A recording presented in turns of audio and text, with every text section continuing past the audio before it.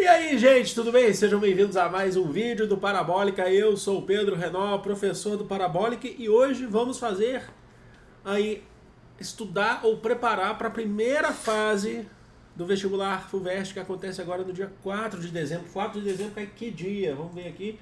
Cai, é sábado ou domingo isso aqui, gente? No domingo. Vambora. É isso aí, então já se inscreve no canal se ainda não for inscrito e curte esse vídeo para ajudar o canal a crescer, porque tem muito conteúdo aqui para Enem, para vestibulares, que a gente se prepara um ano inteiro. E aí a gente está chegando nos finalmente aí, do Enem já chegamos no finalmente e estamos chegando aí nos vestibulares agora. Estou com essa voz anasalada, não liguem.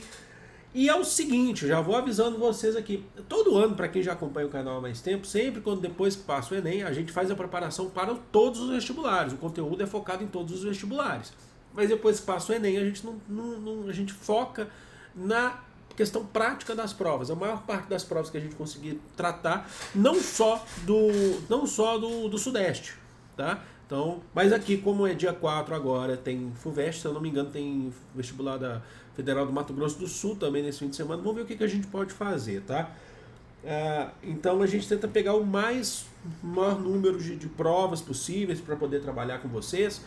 É o seguinte, esse vídeo da FUVEST ele vai sair em duas partes, porque eu acho que é legal, porque a gente pode ter mais tranquilidade para trabalhar, para conversar sobre a prova, para conversar sobre as questões, em vez de ter que fazer todas as questões de uma vez. O que a gente está fazendo é pegar as provas do ano anterior, então aqui eu estou com o vestibular 2022, tá?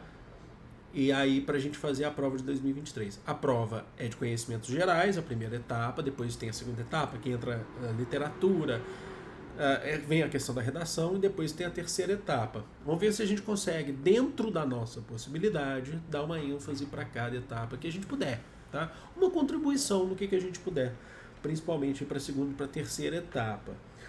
Mas então é isso. Já vou aqui, ó, hoje está tudo no manual aqui, tá bom? Eu já vou abrir a primeira questão aqui para vocês. Eu vou ficar com a minha carinha aqui embaixo, ó. Tá bom?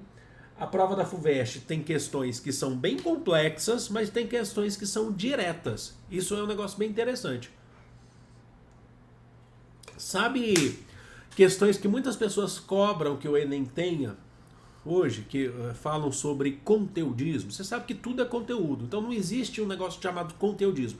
Eu entendo o que vocês falam quando vocês falam sobre conteudismo. Mas o conceito de conteudismo é um conceito que cabe para qualquer tipo de questão, porque toda questão exige um mínimo de conteúdo. Agora, eu entendo, o que muitas pessoas querem são questões factuais, não é o nome conteudista, são questões factuais, que cobram um fato, um seu conhecimento acerca de um fato e pronto. Tá? Porque quando você fala conteudismo, é conteúdo, então assim, tudo é conteúdo. Por mais que a questão ela seja um pouco mais subjetiva, abstrata, como você quiser imaginar, ela exige um tipo de conteúdo. É que na FUVEST a gente tem questões mais complexas e tem questões que são mais factuais. Vocês vão perceber isso aqui, questões diretas. Pergunta sem texto mesmo e manda ver. Essas vocês não podem errar, não. É o seguinte, tem que saber aquele conteúdo, né? Então vamos lá, estou aqui já com a primeira prova, a primeira questão, que é uma questão que tem a obra lá dos retirantes do Cândido Portinari de 1944. Não é uma questão difícil, tá? 1944, Cândido Portinari, e é uma questão direta também. Nós temos aqui, ó, o nome, principalmente para a FUVEST, fiquem bem de olho na questão das legendas, das notas de rodapé e dos títulos das obras. Olha o nome, Os Retirantes. Quem se retira e por quê? São pessoas que você percebe que estão pobres, numa paisagem precária, né? Uma paisagem extremamente paupérrima, pedregulhos no chão, pés descalços. A obra do Portinari está tratando isso. Não existem malas, existem sacos nas cabeças. Crianças, olha isso aqui, crianças desnutridas, e aí fica fácil. Identifique, olha só gente, olha só que tranquilo. Identifique a alternativa mais adequada para expressar as relações entre entre arte e sociedade no quadro. Prestem bem atenção nisso aqui. A obra retrata o êxodo rural de um grupo de nordestinos fugindo da fome, da seca e da miséria. Já marcamos. Olha só, com todos esses elementos que a gente tem na obra, a FUVEST sempre vai trazer, e a prova é muito bonita, ela é colorida e tal. Com todos esses elementos que a gente tem na obra, como é que você não vai falar sobre êxodo rural, grupo de nordestinos, uma família fugindo da fome, seca, olha o terreno, olha só, os urubus e da miséria. Como é que você vai falar? É uma realidade que acontece no Brasil a partir da década de 30, 40, 50, se torna muito mais comum nos anos 50 e 60, o êxodo rural para as zonas mais industrializadas, o Brasil começa a receber, o processo é esse, o contexto é esse, a industrialização, o Brasil vai se industrializando, e aí você tem o que a gente vai chamar de desigualdades regionais. Quer dizer que algumas regiões começam a receber mais investimentos. Esse período aqui, 44, quando a obra foi pintada, é finalzinho de Estado Novo, é período de grande desenvolvimento do Brasil. Começa a receber desenvolvimento, industrialização. Isso vai ficar muito mais comum na República Liberal e Democrática com Juscelino Kubitschek, você sabe. E aí acentuam as desigualdades regionais, onde regiões que não receberam essa gama de investimentos, como o Nordeste, por exemplo, o sertão do Nordeste tem que migrar. Então são retirantes nordestinos. São retirantes aqui, ó, o nome aqui, ó. Tá bom? Mas vamos lá. Só para ver as outras, porque é interessante. O quadro critica a incapacidade da SUDENE. Deixa eu explicar para vocês. SUDENE se chama Superintendência de Desenvolvimento do Nordeste. Aí é uma questão de contextualização. A SUDENE foi criada por Juscelino Kubitschek. Ó. A SUDENE foi criada por Juscelino Kubitschek no seu governo. E quando que foi o governo de Juscelino Kubitschek? De 1956 até 1960. O quadro é de 44. Sabe lembrar as questões factuais que vocês gostam? Daí, ó. Então não tem como ser uma crítica à SUDENE se o quadro é anterior à criação da SUDENE. Superintendência de Desenvolvimento do Nordeste seria, então, uma empresa responsável, criada por Juscelino, uma seção, na verdade, uma autarquia, não é uma empresa, que ia cuidar de assuntos relacionados ao Nordeste brasileiro para o seu desenvolvimento, tá? Mas ela vem depois. Só para constar, a SUDENE foi, durante muito tempo, virou uma empresa fantasma. Ela foi reerguida depois, já na Nova República, mas ela não recebeu investimento. E ela foi criticada, foi um dos pontos, inclusive, do que o Juscelino Kubitschek foi criticado, pelo Jânio Quadros, que venceu as próximas eleições. Falou que teve corrupção na SUDENE e tal, tá bom? Deixa eu tomar água aqui. Vamos ver as outras. A C diz assim: a pintura veicula uma mensagem de esperança ao opor o céu azul aos tons terrosos para designar a aridez da paisagem. Vocês estão vendo alguma mensagem de esperança aqui? Há uma mensagem de desespero, não é de esperança. Então aqui a gente já mata. A D fala assim: a imagem do grupo com corpos esquálicos e doentes evidencia uma visão preconceituosa sobre os nordestinos. Não é uma visão preconceituosa. É uma visão sobre o que o Portinari está acompanhando sobre os retirantes. É uma crítica social. Tá? É uma crítica social. Dica. Cândido Portinari foi um artista, um intelectual, e ele foi durante um bom tempo do Partido Comunista Brasileiro. Tá? Ele faz críticas a esses modelos de desenvolvimento comparados no capitalismo. Tá? Fica a dica aí. E aí, a tela expressa fortes convicções religiosas. Gente, não estamos discutindo questão religiosa aqui, ao retratar o calvário dos nordestinos com a passagem. Não estamos tratando sobre Bíblia, tá bom? Então, acho que essa aqui ficou bem tranquila aqui para vocês. Olhem bem a imagem. Vamos para a próxima aí, gente. Seguinte. Ok, essa questão aqui é interessante também. nós temos aí um texto, aí já tem um texto maior, mas vamos lá, vamos destrinchar um pouquinho esse texto aqui para vocês. Antônio Vicente Mendes Maciel, conselheiro, de alcunha, era cearense, nasceu em 13 de março de 1830, aprendeu a ler, escrever e contar. Andou estudando latim, enxertando frases da língua de Horácio nos seus longos conselhos, geralmente baseados na Bíblia Sagrada, que conhecia razoavelmente. Era apenas um peregrino, acompanhado de numeroso séquito, pequenos agricultores, negros 13 de maio, que foram libertos com a abolição, né, em 1888, caboclos de aldeamento, gente sem recurso e doentes. Em 1893, Antônio Vicente se estabeleceu em Canudos. Rebatizou a localidade, dando-lhe o nome de Belo Monte. Criou um clima de tranquilidade local. Respeitavam-no. Seu monarquismo era utopia. Então já está falando aqui que Antônio Conselheiro era um monarquista. Apesar de falar, era utopia, mas respeitava. Em vários pontos do sertão apareciam os conselheiristas. Caminhavam para lá movidos pela fé. Queriam morar ali, sem pensar em conquistar novas terras. Não queriam conquistar, não tinham desejo. Enquanto toca lá a sirene do meio-dia, o Han, ele vai sempre lá, o cachorrinho, né, o Han, vai sempre lá para a sala. Daqui a pouco, algumas vezes ele uiva. Vamos só esperar aqui. Pera aí, gente.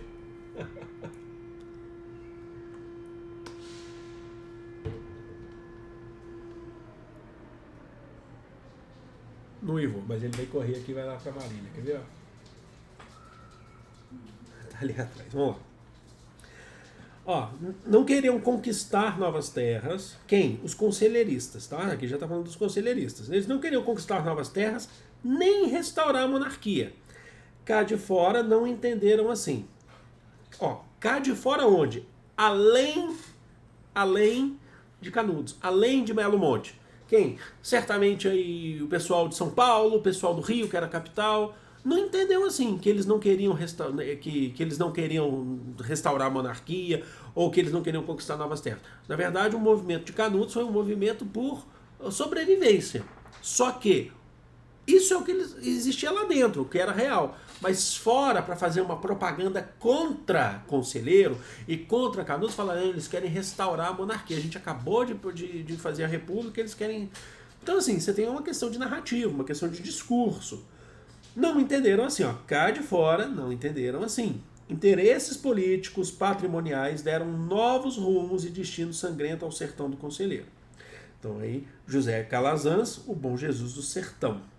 O texto sugere, o que ele sugere? Que Antônio Conselheiro representou a luta da Igreja Católica contra o regime republicano recém-instaurado do Brasil? Não, sabe por quê? Porque ele não pode ter representado, porque ele não era da Igreja Católica, ele não era nem reconhecido pela Igreja Católica. B. Fez uso da sua educação formal que ele tem, para colocar em xeque os dogmas do catolicismo no Brasil. Não, ele era católico, mas ele não representava a Igreja Católica, ele não queria colocar em xeque também. C. Defendeu a restauração da monarquia por identificar-se com os interesses políticos e patrimoniais das elites locais? Não. Tudo que Conselheiro era contra eram as elites locais. A gente está falando das elites do sertão da Bahia, por exemplo, do sertão nordestino. Não, ele batia de frente, era uma luta por sobrevivência, mas lembra, a sua monarquia, cadê? Eu vou achar aqui, era utopia. Cadê quando fala aqui, Agora tem que achar, né? Aqui, utopia. Utopia é a ideia que você não alcança, mas ela é importante para você ter essa ideia e buscar ela. D. Atraiu pessoas pobres, por enquanto sim, do sertão nordestino, com mensagens de fé, ou seja, a fé foi utilizada para de acolhimento na comunidade. Alternativa certa D.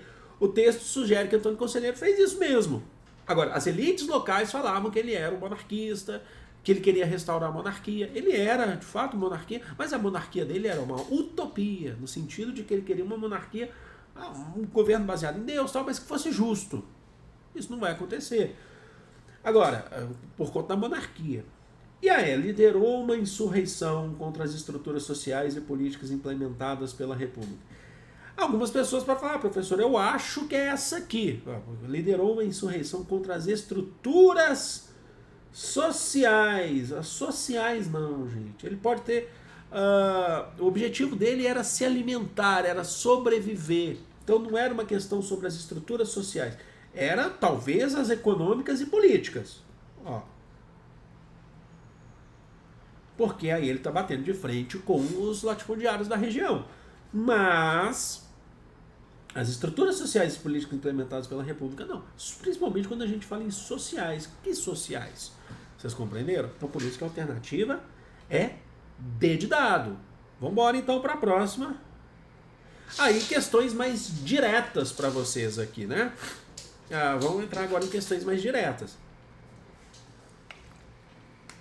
Leiam Caio Prado Júnior, Formação do Brasil Contemporâneo, História Econômica do Brasil, tá bom? Reforma Agrária no Brasil. Leiam Caio Prado Júnior, que é muito cobrado. Para tudo quanto é vestibular. Tá para mim o maior historiador brasileiro e dos maiores do mundo. E pro Enem também. O Enem já cobrou bastante Caio Prado Júnior aí. Então, se você estiver vendo esse vídeo, por exemplo, para se preparar para o Enem que vem para frente aí, ou para concurso, leiam Caio Prado Júnior. Ó, vamos lá então. Se vamos à essência da nossa formação, veremos que na realidade nos constituímos para fornecer açúcar, fornecer tabaco, alguns outros gêneros, mais tarde ouro e diamantes, depois algodão, em seguida café, para o comércio europeu. Então, ele já está falando, olhando para um ponto de vista econômico, e a gente já está olhando que o Brasil, no período colonial, foi uma parte da empresa lucrativa, mercantilista, lusitana, portuguesa. Tá? Nesse ponto de vista. E foi. Sobre o sentido da colonização do Brasil, é correto afirmar o quê? Permitiu o desenvolvimento de um extenso parque... Gente, está falando da colônia. Que extenso parque industrial. Permitiu o quê? Isso permitiu... O Brasil só foi explorado. Ele era para matéria-prima na colônia. B. Caracterizou-se pela forte presença da mão de obra assalariada? Não. Era mão de obra de escravizados. C. Esteve voltado principalmente para o mercado externo? Sabe a questão direta que vocês querem? É isso. Olha aqui, ó, comércio europeu. Tá aqui evidente pra gente. Alternativa correta. C. Não tem nem o que discutir mais do que isso. D. Baseou-se na produção de manufaturas têxteis e alimentares? Gente, manufatura não. Nós estamos falando de têxteis não. Estamos falando de açúcar, tabaco, tá, alguns outros gêneros, mas tá, ouro, diamante. Alimentares se a gente pensar no açúcar. Ok. E o café, mas o café ele vem principalmente depois com o império, não com a colônia, né? A pergunta é sobre a colônia. E agora, têxteis quebrou a gente. E garantiu a expansão da pequena propriedade agrícola? Nunca. O Brasil sempre foi pautado em latifúndios monocultores. Vamos fazer o seguinte. Vocês sabem isso, esse é um conceito que foi utilizado muito pelas colônias do sul da Inglaterra, as colônias do sul, as 13 colônias. Atenção, quando você tem, olha o nome, vamos lá, gente. Olha só, latifúndio, são grandes propriedades. Vocês sabem, né? Acho que quem está ligado já sabe onde que a gente vai chegar. Latifúndio mais escravidão. Sistema de escravidão no Brasil, pessoas escravizadas para trabalhar nesse latifúndio. Certo? Latifúndio mais monocultura voltada para o mercado externo. Latifúndio, grandes propriedades de terra que produzem só uma cultura, cana-de-açúcar, por exemplo, e a mão de obra de escravizados, Isso aqui a gente vai chamar de plantation. É o nome. Se aparecer na prova de vocês, você já sabe o que se trata, tá bom? Bora aí. Olha só que questão diretaça aqui pra gente também. Outra questão direta, gente, ó. A revolta, deixa eu ver meu tempo ali. A revolta dos malês, ocorrida em Salvador. Então, a revolta dos malês, ocorrida em Salvador em 1835. Quem são os malês? São os africanos, ou de origem africana, islâmicos, que tinham como religião o islamismo, certo? Aqui no Brasil. Então são os malês. Malê significa um muçulmano, tá bom? E aí o contexto da revolta dos malês é período de regência, certo? É período de regência.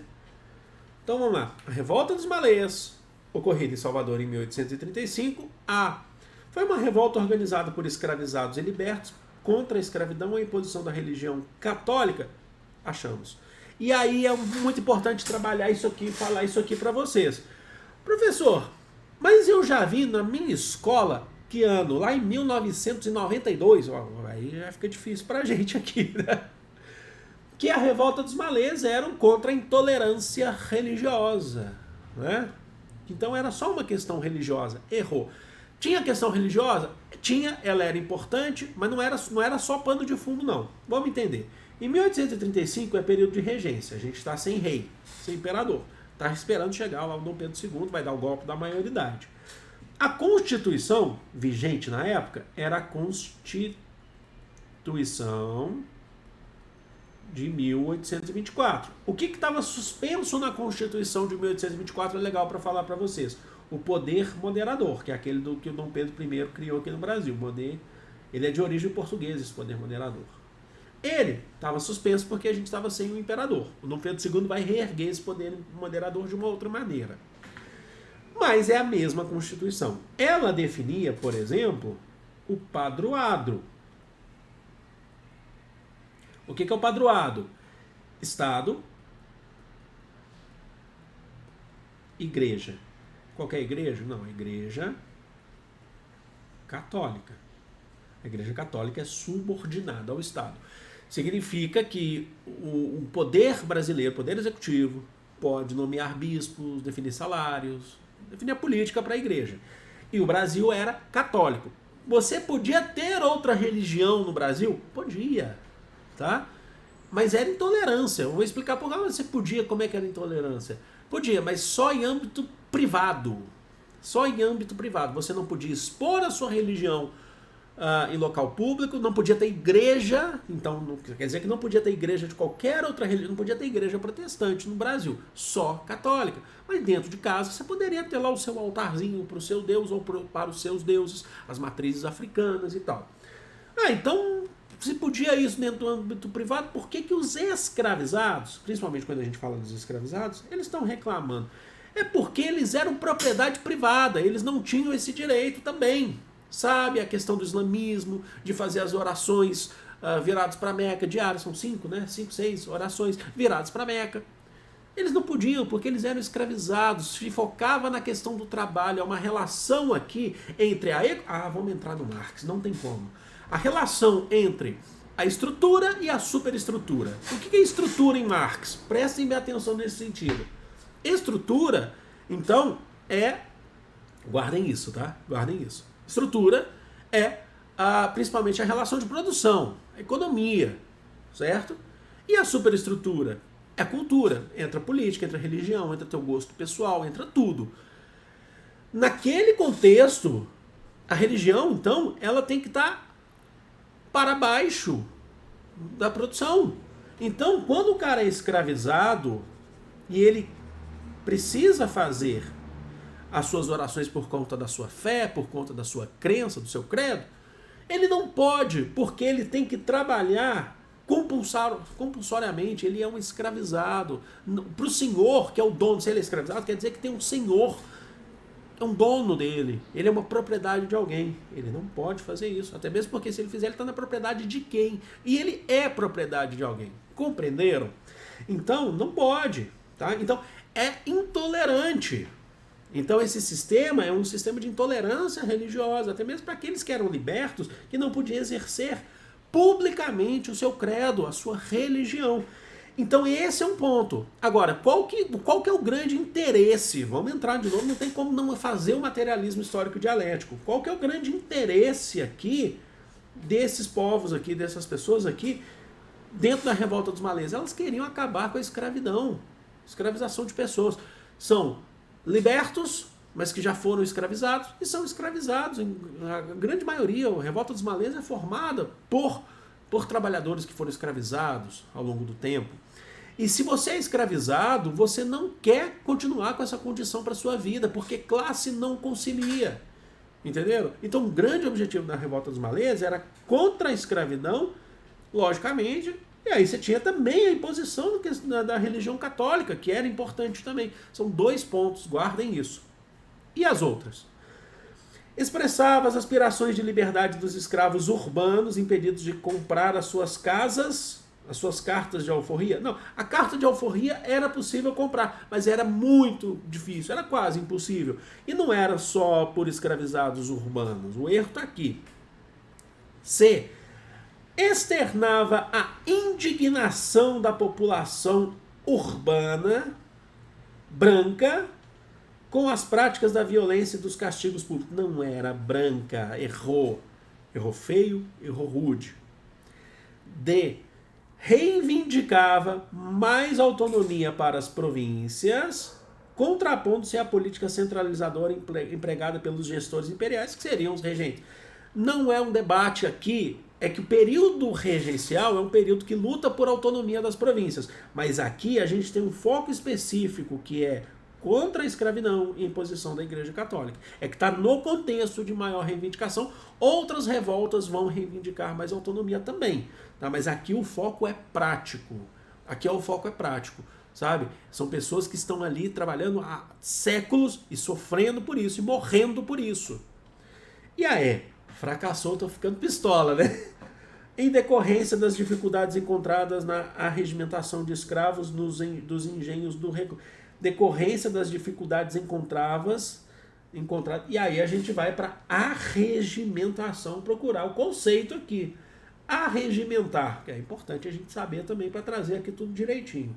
Arregimentar. Arregimentar é militar, organizar um regimento militar. Fracassou na decorrência das dificuldades encontradas nas... Então, aqui seria uma questão de militarizar. E não era isso. Eles não estão querendo se militarizar, por isso que está errado. Tá bom? Então, alternativa correta, A. E aí a gente vai para a última de hoje, né? Mas não vai ser a última do FUVEST, porque tem mais questões para falar e a gente faz amanhã a segunda parte desse vídeo. É uma questão que vocês vão falar conteudista, eu chamo de factual.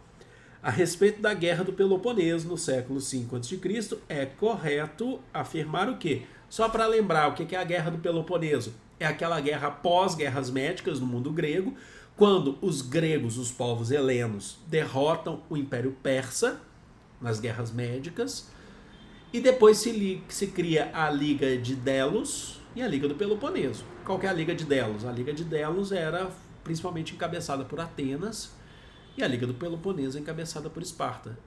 Esparta e Atenas entram em conflito, entram em guerra. Esparta vence a Guerra do Peloponeso, vence Atenas, derrota Atenas, mas o mundo grego está enfraquecido depois de tantas guerras, batalhas violentas, e aí depois o resultado disso é a dominação do Império Macedônico, os urubus da história, porque o Império Macedônico ele observou essas guerras, o mundo grego se deteriorando através de tantas guerras, o Império Macedônico vai lá depois e domina e conquista o mundo grego e entra o período helenístico. É o fim da autonomia do mundo heleno, é o fim da autonomia do mundo grego, é o que representa. Mas vamos lá, talvez eu já tenha falado a resposta para vocês. Vamos lá. O conflito resultou das disputas comerciais e militares entre a Liga de Delos, liderada pela cidade-estado de Atenas, e os interesses assírios. Não são assírios, são a Liga do Peloponeso, não são assírios. B. A guerra afetou a autonomia política e administrativa das cidades-estados, dando lugar à organização imperial.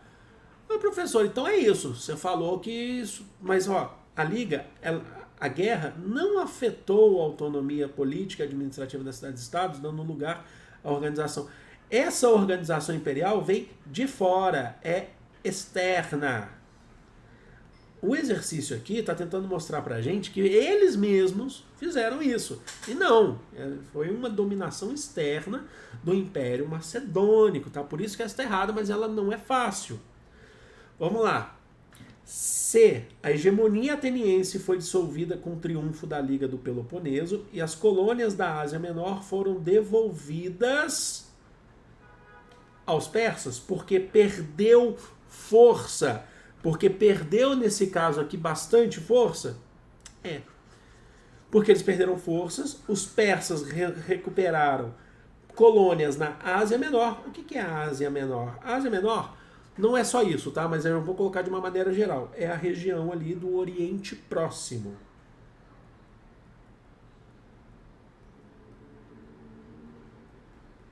Hoje, a gente também conhece boa parte como o Oriente Médio. Ali é Ásia, tá? Tem gente que acha que é África. Não, ali é Ásia. Tá? Que perdeu, tá? Mas o grande triunfo mesmo vai ser do Império Macedônico depois. Então, alternativa C. Tá bom? D. A guerra marcou a decadência do militarismo espartano frente aos exércitos atenienses que defendiam a democracia.